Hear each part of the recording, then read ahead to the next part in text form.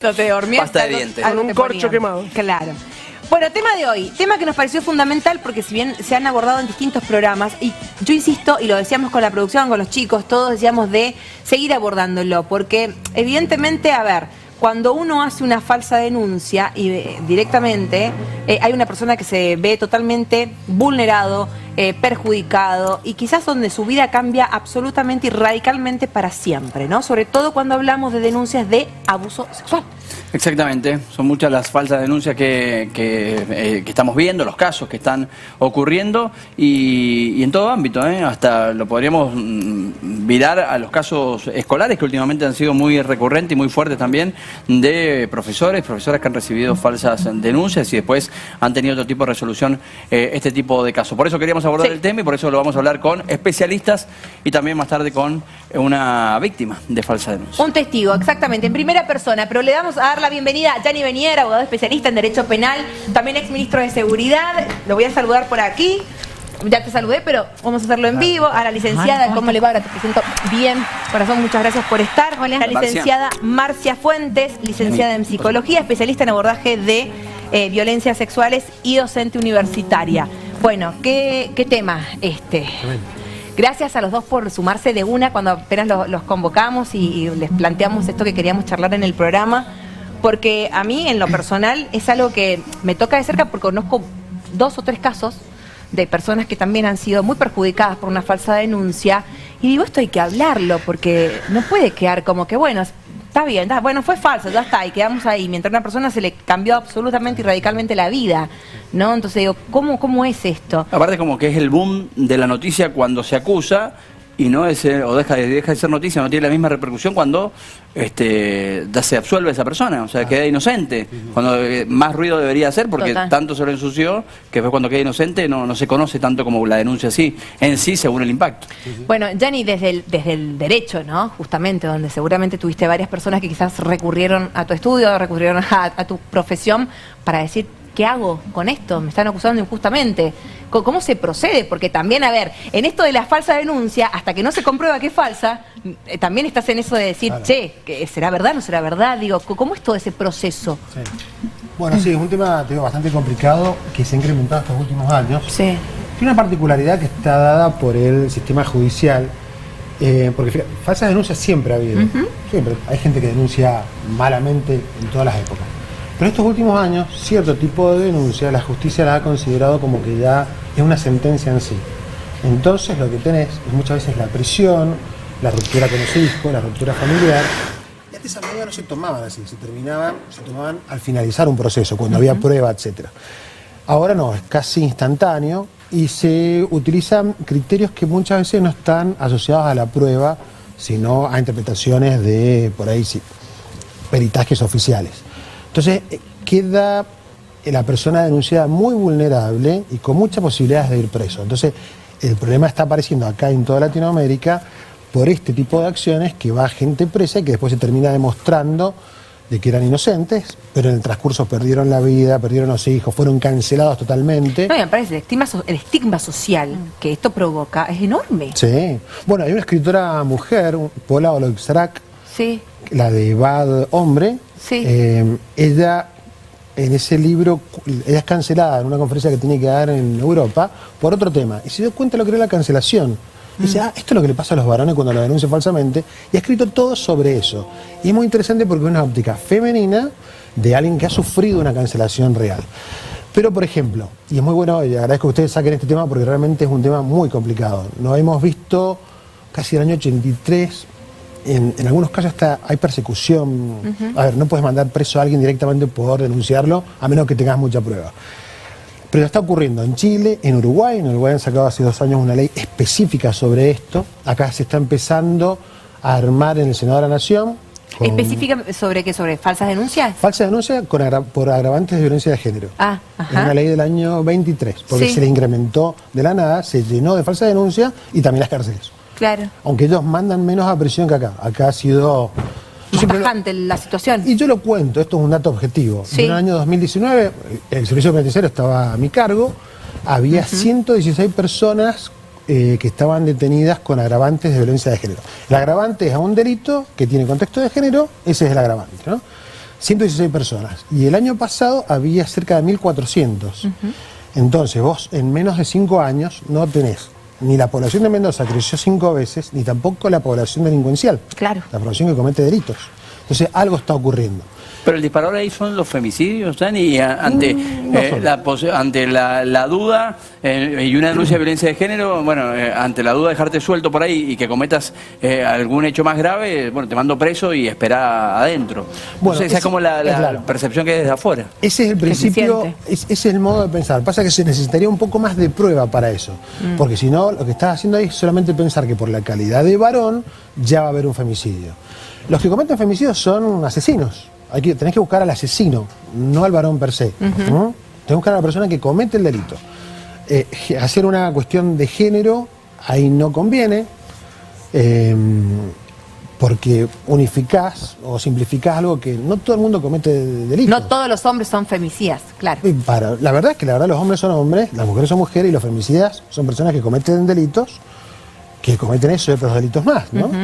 En eso tenés que tener atención, pero para eso necesitas prueba y claridad, si no, parece que todos son femicidas y lo más fácil, si vos lo vas a ver, sería, siguiendo ese principio, encarcelar a todo el mundo, pero la sociedad no puede funcionar así, no hay modo que sea.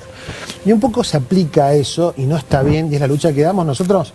Claro, eso es lo que a mí me llamaba la atención, porque digo, en casos que yo tengo cercanos, digo, pero si todas las pruebas dicen lo contrario a la acusación que se le está haciendo a esta persona, ¿por qué lo meten preso? ¿Por qué le pintan los dedos? Yo decía, entonces digo, bueno, ahora lo voy a tener a Dani acá, le voy a preguntar, ¿por qué?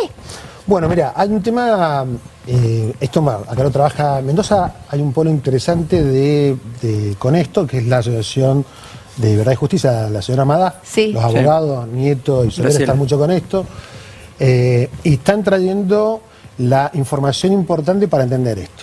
Acá en la provincia ocurre algo que sirve para hablar, algo que recién nombraste, que es que no siempre se descubre a la persona inocente, porque los criterios que se han aplicado, que son bastante complejos, requieren un indicio de verosimilitud en la persona que denuncia con solamente tomarle testimonio, ni siquiera verificar la prueba. Eso puede hablar Marcia, que entiende muy bien de cómo es la epistemología de esto. Eso y un estrés postraumático. Con esos dos elementos casi no hace falta el hecho. Y vos fíjate esto, vos hoy, que si te caes al piso, recordás ese día que te caíste al piso, te golpeaste.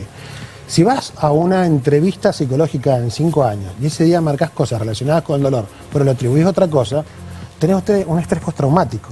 Sumale que si el peritaje dice solamente te creen lo que dijiste inicialmente y ni siquiera ver las constancias de la causa, ¿qué está ocurriendo? Muchas veces estos delitos, y los que hacemos derecho penal, los colegas que me estén escuchando, ante la posibilidad cierta de que a una persona le apliquen 10, 8 años, 12 años, 16 años, decís, llega a un acuerdo.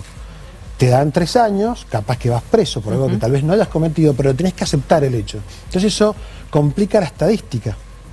Porque si vos aceptás el hecho, entonces realmente lo hiciste. Pasa que decís, si no acepto el hecho, capaz que voy... Me como 16 años. Bueno, el caso de los rugby franceses, por ejemplo, los chicos arriesgaban hasta 20 años de prisión. Y gracias a que la Fiscalía rápidamente tomó el celular de la persona que había recibido el llamado, vieron que era falsa la situación. Pero esos chicos estarían hoy presos. Acá en Mendoza. Hasta... Vaya a saber hasta cuándo. Qué loco esto del aspecto psicológico, ¿no? También, no solamente del involucrado, sino, bueno, sí, de él y de los involucrados, porque encima acá no es solamente una persona, hay varias personas involucradas, ¿no? Sí, creo que en el caso de los rugbyers franceses hubo, y en general, porque el reclamo de la falsa denuncia, tengo como una controversia a nivel profesional porque trabajo atendiendo situaciones de violencias en general hacia niños, niñas y adolescentes.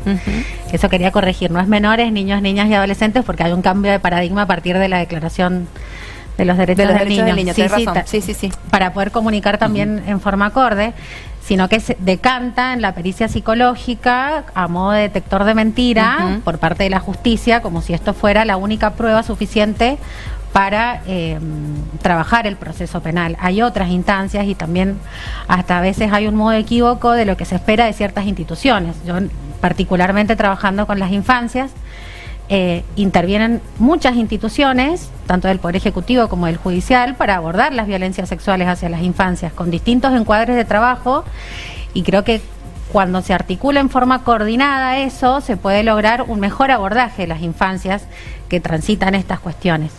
Sí, por ahí escuchaba al inicio del programa que era esto de que cuando los papás se separan y eso, y creo que hay un reclamo de la sociedad, en particular en ese sector de la población. También. Porque en la experiencia de trabajo, hace 10 años que trabajo abordando situaciones de violencia sexual, particularmente se cuestiona en esas situaciones, no en el resto. Porque hay al menos en infancias hay estadísticas por parte del gobierno que reflejan la cantidad de denuncias y abordajes que hay en relación a esto. No así sobre las denuncias falsas, que si bien está tipificado, pero no tenemos un registro oficial de cuánto. Porque claro, es muy distinto ser sobreseído a que esa denuncia sea falsa. El sobreseimiento también implica otra cosa. Pero volviendo al tema de las familias, creo que el acento no debería estar puesto sobre las familias con gran conflictiva adulta al momento de la separación, que empiezan con la conflictiva parental, que hacen una cronicidad en los espacios judiciales de familia, en lo penal, porque no logran ponerse de acuerdo. Hay familias con una conflictiva muy grave para ponerse de acuerdo en relación a los hijos. Eso repercute psíquicamente en los niños. Siempre. No logran preservarlos y hacen un tránsito constante por todos los espacios judiciales. Entonces creo que el desafío no tiene que ver con poner el foco en la familia, que de por sí no tiene las herramientas para resolver su conflicto, sino en cómo las instituciones van a intervenir. Claro, abordan las situaciones. Hay que tener como... Tengo un colega que siempre habla de la vigilancia epistemológica, que tiene que ver con rever nuestras prácticas todo el tiempo, porque lo que abordábamos hace 10 años en relación a violencia sexual no es la misma conflictiva que estamos viendo ahora en relación a cómo los padres resuelven las cuestiones de la conflictiva parental.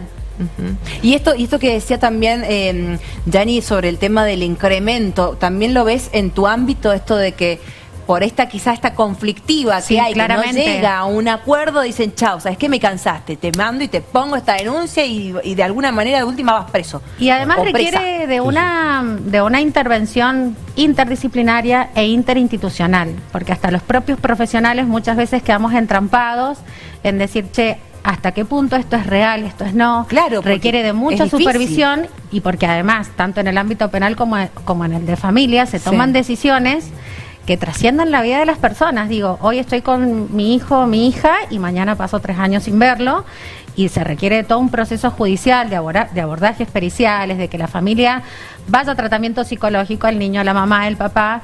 Entonces requiere de que donde no hay criterio en la familia para resolver ese conflicto, tiene que existir la institución para hacerlo, y para eso es necesario que se haga todo el tiempo una revisión de las prácticas nuestras. Sí, aparte por ahí esos dramas intrafamiliares afectan a terceros, lo hemos visto en casos de escuelas últimamente, y hoy los docentes tienen pánico de interactuar con los chicos.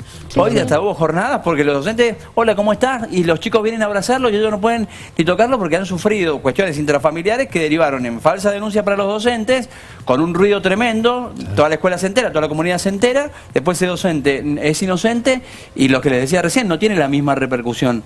Sí, y además, por ahí lo último, por ahí para sumar en esto que vos mencionabas de cuando se viralizan las cuestiones en los medios de comunicación, eso se llama una revictimización terciaria, digo, es una victimización terciaria, porque es la estigmatización tanto para la persona que se presume víctima como para el victimario, que quedan etiquetados a ese rol. Claro. Por eso es importante al momento de brindar información sobre ciertos hechos, tener mucho cuidado respecto de la identidad de las personas. Digo, por ahí el caso de Telma Fardín, no tengo una opinión, digamos, porque no conozco la cuestión judicial, pero Telma Fardín para la mitad de la sociedad tuvo una etiqueta y para la otra mitad de la sociedad tuvo otra. Y hay una estigmatización en ese rol de la presunta víctima también, y también del presunto victimario. Digo, es que el tema de la comunicación también es, ¿no? La exposición, las redes, es mucha exposición. Todo. Por eso te digo que en el caso de cuando las cosas son ciertas, no es que quiero decir, bueno, se lo buscó porque lo hizo. No quiero decir eso, pero cuando no lo es, también como una persona queda totalmente escrachada y expuesta y complicada, que no tiene vuelta por estigmatización social, no tiene sobreseguimiento. No. Por más que algo la habrá justicia hecho. En el mejor de los casos, algo habrá hecho. Claro, por algo fue, ¿viste? Por algo Se fue. me Bueno, por algo. eso justamente, y por ahí antes de los mensajes, el tema, presunción de inocencia, que es como que se la perdiste. Se ha olvidado ahora el sistema. Pero sos en culpable Argentina- hasta que se muestre lo contrario. Sí, en Argentina hay mucho eso. Fuera no está pasando. Y lo de los rugby lo trajiste a colación. La celeridad que hubo ahí no es para No. con el resto de los casos. No, tal No, cual. no, para nada. Me imagino habrán tenido mucha. A ver. Está bien, está el hermano del ministro de Justicia, no sé si eso Y tiene que ver. aparte el país, y está Francia detrás, no es tan fácil que vaya la selección francesa que circula por todas partes del planeta y justo en Mendoza le pasa esto. Claro. Es Sí, bastante incluso, complicado. por ahí podría agregar respecto que hoy hay toda una corriente de cuestionamiento sobre los cuerpos periciales oficiales y el método científico, porque en realidad los que trabajamos también acompañando o haciendo pericias de parte en las partes de defensas o querellas, no cuestionamos el relato de la víctima o de un niño o una niña porque no han transitado una situación familiar o personal que ha decantado en que lleguen ahí. Sí.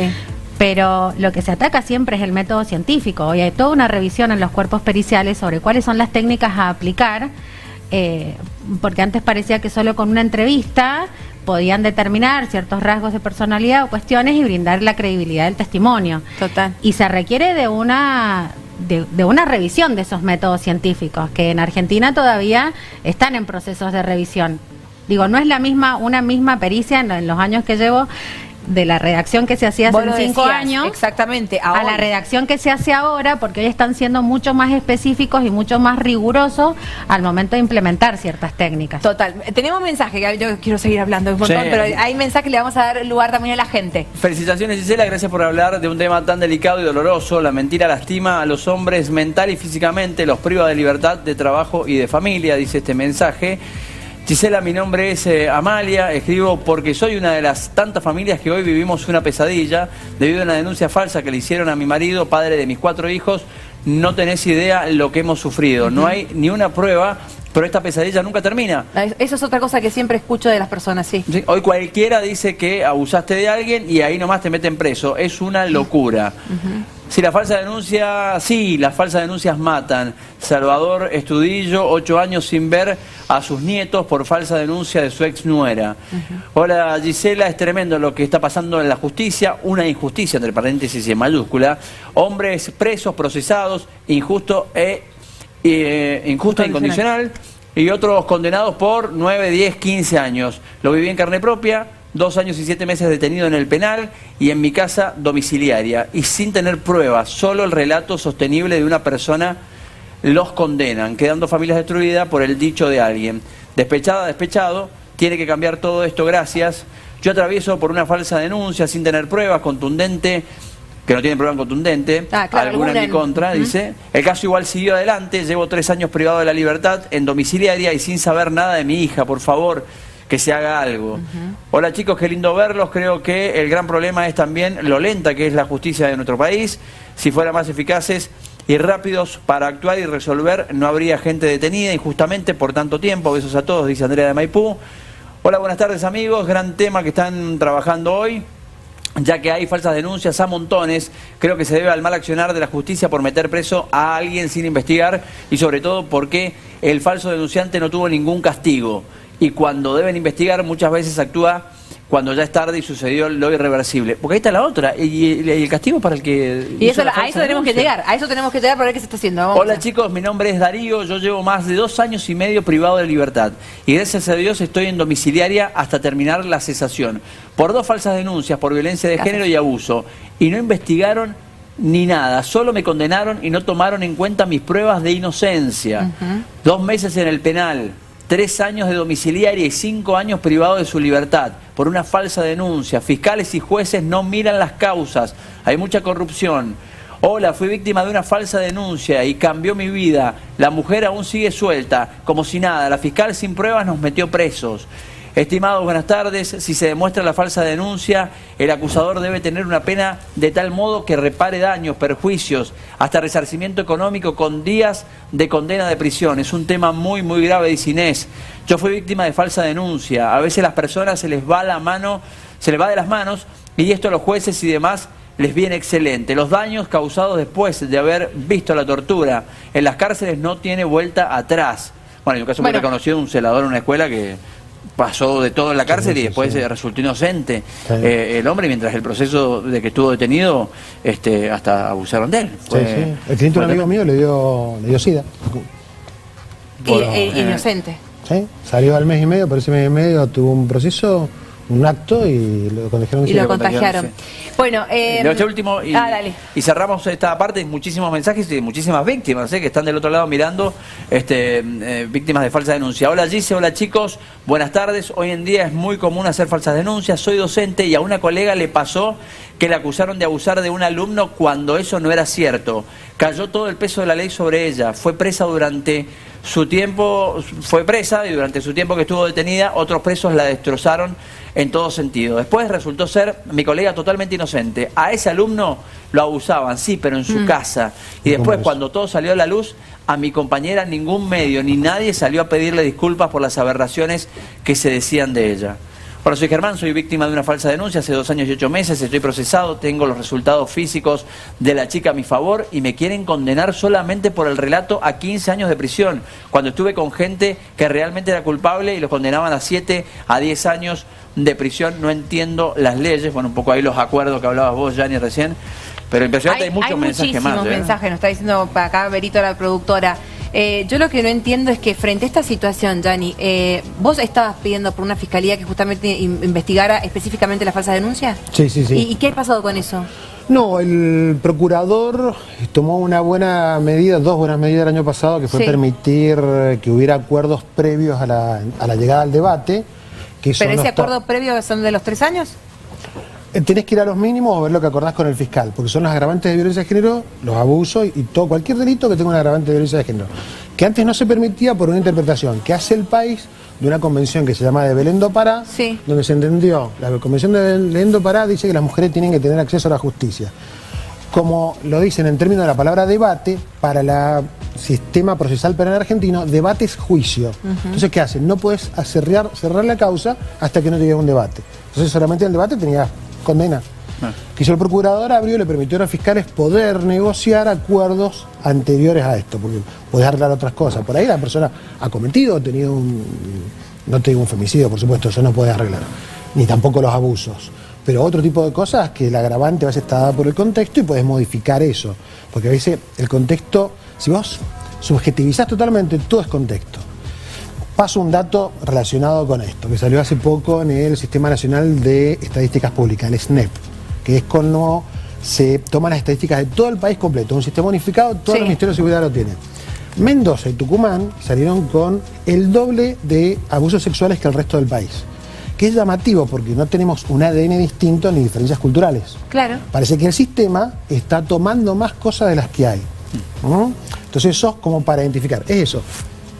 Eso es eso. Porque toda esta gente no creo que llame por molestar o joder, lo está haciendo porque la han pasado muy mal. Lo están viviendo o lo vivieron. Y de hecho habría que tomar una conciencia más grande por parte de la justicia, creo yo.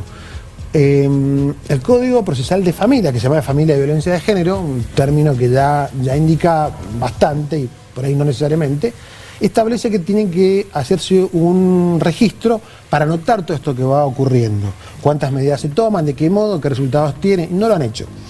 Esto serviría para tener más datos y tomar mejores medidas. Claro. Porque sin las medidas queda todo en un relato, discursos voluntarios y ver hasta que alguien tome, un legislador, lo que estamos diciendo acá y lo cambie. Pero el mismo Estado tiene los elementos para hacerlo y yo creo que deberían hacerlo. No sé por qué no está ocurriendo cuando esto está pasando todos los días. Esto tiene influencia en la seguridad. Para mí más del 40%, recuerdo cuando yo estuve en el cargo, más del 40% de los problemas que podemos tener de seguridad se los está llevando a este sistema porque es prioritario. Eso significa que la policía, los fiscales, los jueces, los actores del sistema van primero a esto que a otra cosa y le dedican más tiempo a esto. Entonces, los resultados de esto son muy importantes en todos los sentidos. De destruir familias a que hasta la seguridad sea influenciada porque todos los actores del sistema están abocados a esto. No es una cuestión de género, pero sigue siendo mucho más la rama masculina la que está involucrada en la falsa denuncia. Los perjudicados. Los perjudicados son casi todos varones. Pues Porque cuando va a la inversa es casi muy difícil. Me tocó ver lo que es propio una situación de violencia de la mujer hacia el hombre. Hay muy pocos casos. Pero aparte está más que psicológica, que hizo un montón de cosas que yo decía, pero acá todos tendríamos que servirle testigo a él, ir y denunciar todo lo que hizo. A ella. Sí. Claro, pero que el pibe no se movió de su eje, porque aparte tenía un cargo que si se mueve de su eje, hasta pierde el trabajo. Y vos decías, che, pero esto es injusto, porque si es al revés, se lo llevan a los 2 segundos claro. Preso al muchacho. Sí, no, el sistema funciona de ese modo. Funciona Y no así. hay vistas de cambiar también de ver, porque yo, a ver, qué sé yo, a mí también todo esto me moviliza, porque uno tiene, viste, qué sé yo, con una amiga, abogada, me dice, yo no puedo creer que venga y me diga, sí, ¿sabes qué? Lo denuncio y lo meten preso. Que Claro. se vaya preso, si no me quiere pasar la cuota. Pero Así está funciona. denunciando por abuso sexual, o sea, es muy... Aparte, de esto que yo también te preguntaba recién a vos, Marcia, el tema de... Digo, los niños. Sí, con ¿Cómo la familia. a poner a tus propios hijos a que digan que su papá, en este caso, cuando hablamos de una falsa denuncia de una mujer hacia un hombre, lo abusó sexualmente? Digo, ¿hasta qué punto esa mujer o esa persona piensa? Sí, claramente hay que evaluar también los factores de salud mental que tiene el progenitor o progenitora, quien inicia o mantiene o sostiene el conflicto. Sí. Si bien por lo general a nivel social la demanda, no puedo hablar de una estadística porque no hay una estadística concreta en relación a eso, pero la mayor demanda tiene que ver con progenitores que son denunciados de algún modo. Siempre hago la diferencia entre qué es falso y no, porque hoy no tenemos estadística de denuncias falsas, sino hablamos de los sobreseimientos de esas denuncias, que es muy distinto a que una denuncia sea falsa, como tener como esa diferenciación. Y aparte ahí tenés el sobrecimiento por duda y el certero, no hay son muy como pocos los una certeros. No se aplica el tipo penal de la falsa denuncia para esto. Pero Se en aplica para otra relación cosa. a los niños sufren las consecuencias psíquicas más gravosas, Claro. porque quien debería sostenerlos y contenerlos, que es el adulto, o en todo caso el Estado a través de sus instituciones, no logran acertar o poner un criterio en ese conflicto. Pero sí quería sumar, porque hablan mucho del tema de los relatos, para no corrernos tampoco de foco, porque en las violencias hacia las infancias, sobre todo en el ámbito intrafamiliar, lo único que tiene un niño, una niña o un adolescente es su relato, ¿sí? Hay que diferenciar de estas otras que están más cuestionadas, que tienen que ver con la que puede aparecer en la conflictiva adulta. Sí. Ante la ausencia de conflictiva adulta, hay muchos otros indicadores que son más certeros en relación a la violencia sexual, y lo digo en los años de experiencia que uno tiene en el abordaje de esto. Es como para diferenciar las cosas y no pareciera que todo cae, que una denuncia por violencia sexual hacia las infancias o a las adolescencias se presume como falsa. No, hay que trabajar. eso. Claro. No es eso, porque justamente lo que uno quiere abordar, Porque- a veces, lamentablemente, Exacto. estos casos de falsas Tapan. denuncias Tapan a hace otros. que esa mujer que sí va a Se tape. denunciar a ese hombre que abusó sexualmente Tapan los otros. y queda como, y si te es una falsa denuncia, entonces digo que me parece que es fundamental, Sí. ya sea desde el Estado en todo lo que se tenga que articular, Sí, tal justamente cual. para sostener y contener a esa familia conflictiva o que están en un conflicto que no pueden llegar a un acuerdo, como también rever de qué manera podemos abordar esto de la persona que es acusada, bueno, hasta que se demuestre lo contrario, ver cómo también se puede abordar esa situación. Sí, además creo que Mendoza en el tiene una caso que llega a ser particularidad a falsa. nivel institucional, que es de tengo que categoría, cerrar, sí. a nivel Argentina diría, porque tiene un sistema de abordaje mucho más amplio que cualquier otra provincia en relación, por ejemplo, a las violencias hacia las infancias. Sí. Digo, tenés un poder judicial Sí. con todo un equipo y cuerpos de peritos oficiales, tenés los espacios de protección que intervienen en forma inmediata cuando hay situaciones de violencia, y hasta tenés un espacio de salud público, que es el único en la Argentina No, que total. aborda violencia sexual, que es el PPMI.